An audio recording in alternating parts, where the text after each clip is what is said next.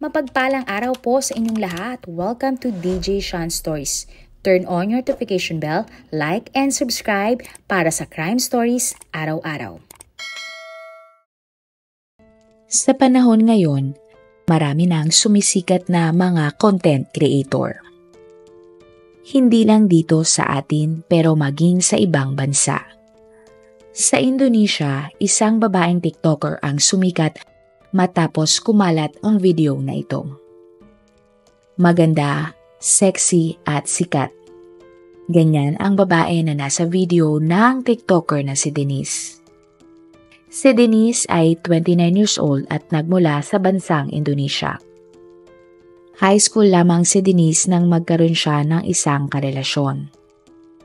Hindi nagtagal ay nagkaroon sila ng anak. Subalit sa pagdaan ng panahon, nagkaroon sila ng mga problema. Pareho kasi si Denise at ang kanyang boyfriend na walang trabaho. Kaya naman naghiwalay din sila agad.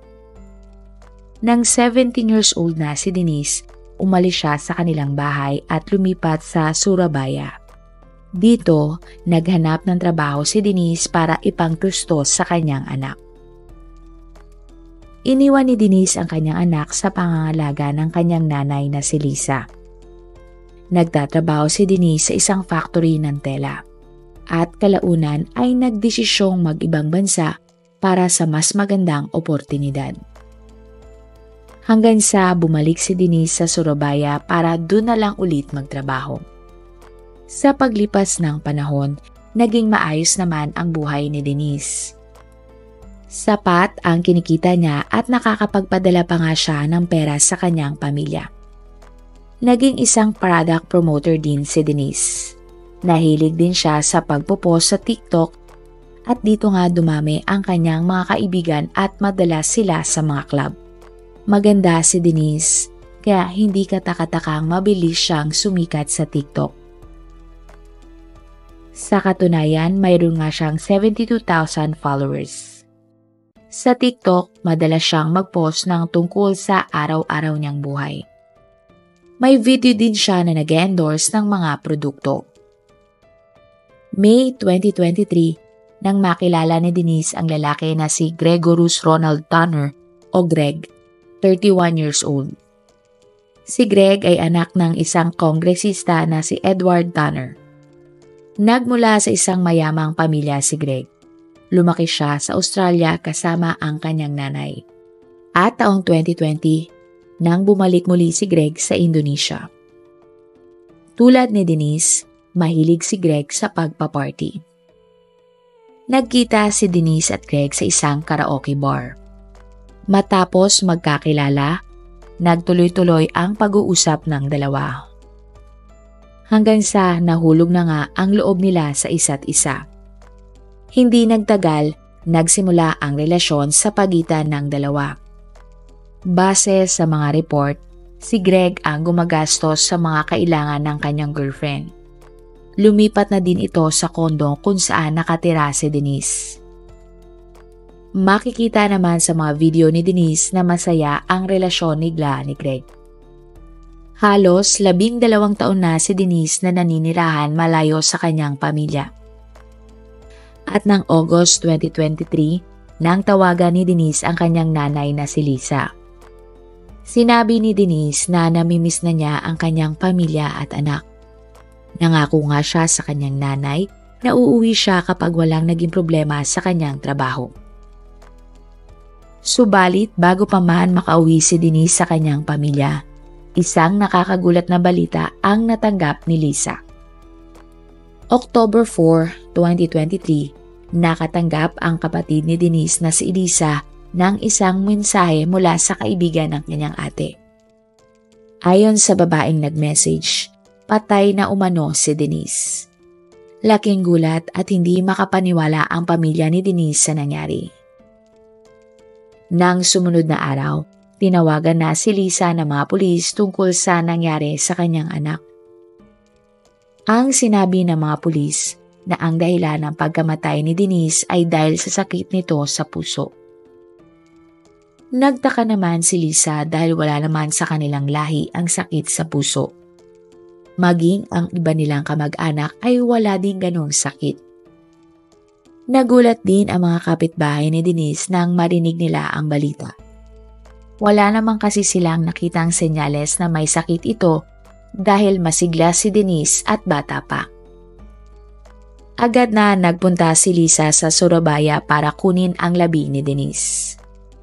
Nagtaka ang pamilya ng biktima sa nakita nilang pasa sa katawan ng dalaga. Dito na nga nagsimulang magsuspetsya ang pamilya ni Denise.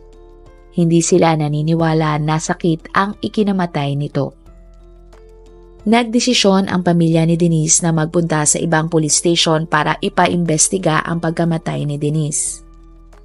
Dinala nila ang labi ng babae sa isang ospital para sumailalim sa autopsy. Ayon sa resulta ng autopsy, namatay si Denise dahil sa mga tinamo niyang pinsala at hindi dahil sa isang sakit. Kaya naman agad na nagsimula ng investigasyon ang mga pulis. Ang investigasyon.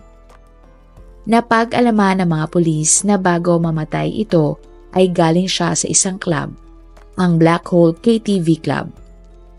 Kasama ni Denise ang kanyang mga kaibigan at ang boyfriend na si Greg.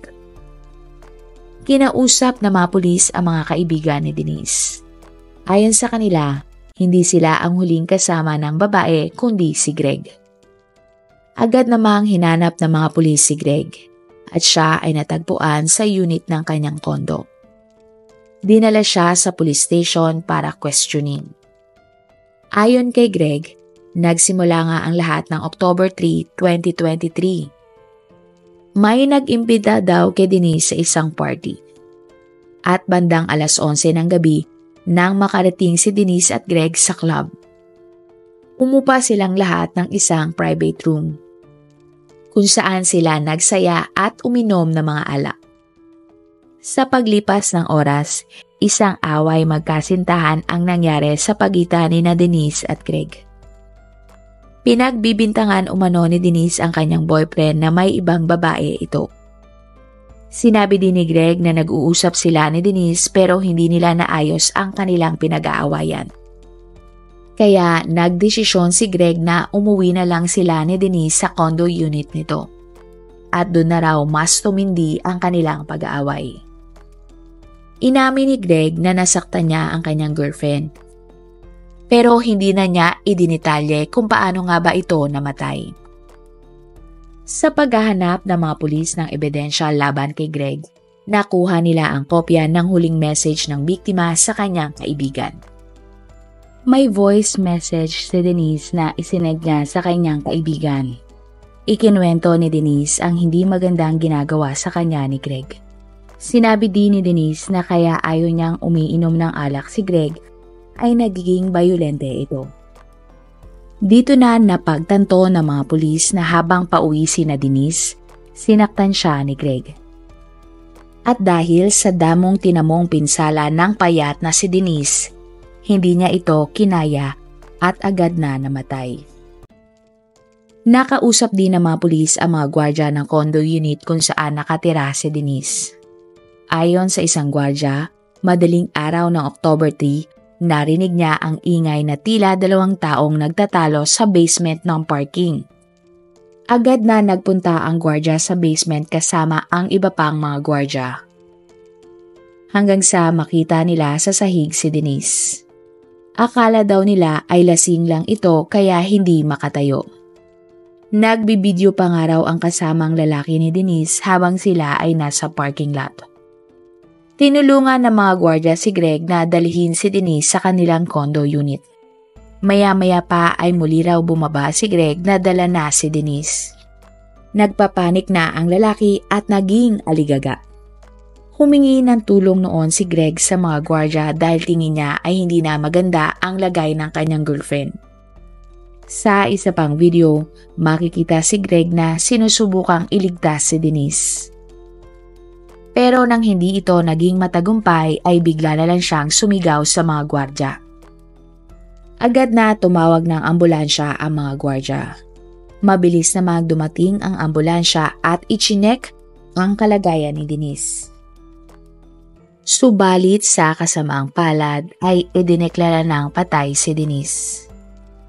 Matapos ang lahat at namatay na si Denise, gumawa ng ibang kwento si Greg sa mga pulis nang una siyang makausap. Sinabi niya na namatay ang kanyang girlfriend dahil sa isang sakit. Pero dahil sa mga ebidensya, nagpasya ang mga investigador na arestuhin si Greg bilang sospek sa pagkamatay nito.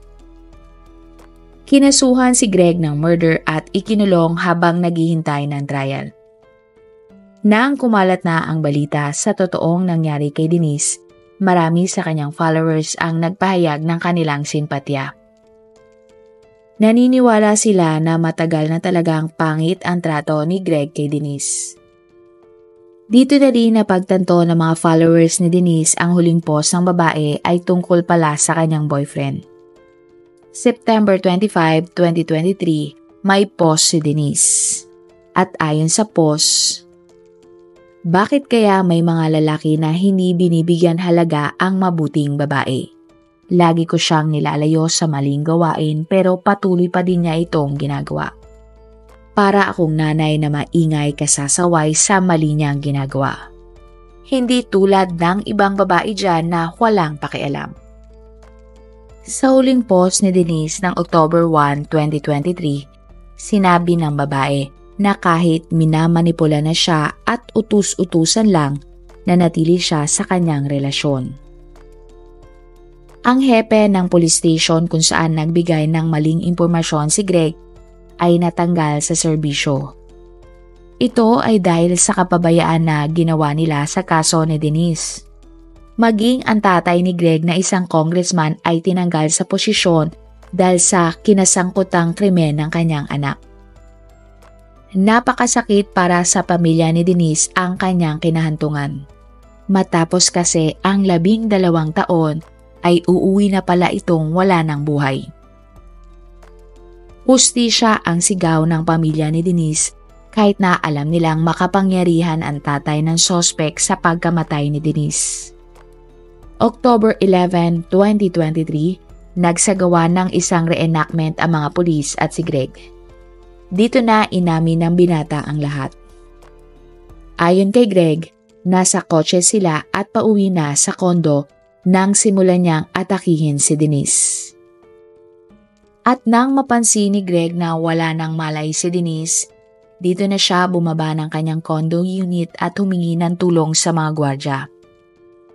Sinabi din ni Greg na ayaw sana niyang itakbo sa ospital si Denise dahil alam niyang siya ay makakasuhan sa kanyang ginawa. Inamin naman ng nanay ni Denise na si Lisa na ilang beses lumapit sa kanila ang pamilya ni Greg para magbigay ng tulong. Hindi naman nila ito tinanggap dahil itutuloy nila ang kaso laban kay Greg.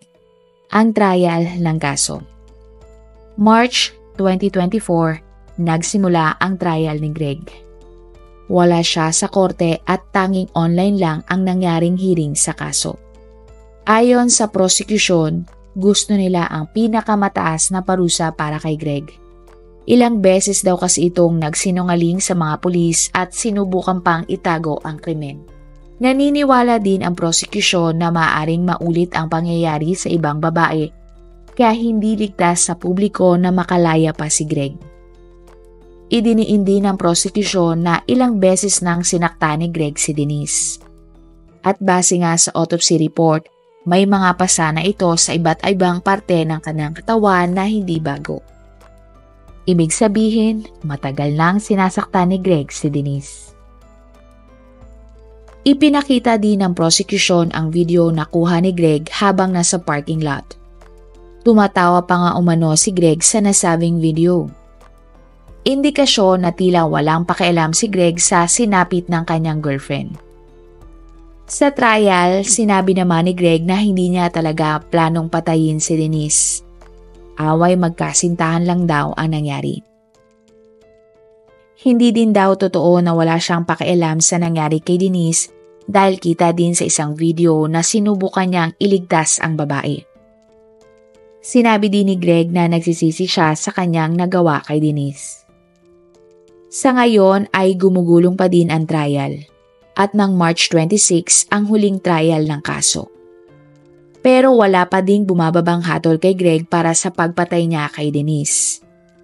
Pero kung mapapatunayan siyang guilty, maaari siyang makulong habang buhay o patawan ng hatol na bitay. Nakakalungkot na akala ng marami ay maayos ang relasyon ni na Greg at Denise. Dahil ganun nga ang ipinapakita nila sa TikTok. Ang mga ganitong kwento ay patunay na hindi lahat ng nasa harap ng kamera ay totoo at pawang katotohanan. May mga pagkakataon na marami pa palang nangyayari sa likod ng kamera. Marami pong salamat sa inyong panonood. Huwag kalimutang i-follow at mag-subscribe sa iba pa nating YouTube channel katulad ng Manila Boy Wonder Philippines at Tagalog Facts at Mysteries by DJ Sean. Mapagpalang araw po hanggang sa susunod na episode. Salamat sa lagi niyo pong pagtutok araw-araw. God bless everyone!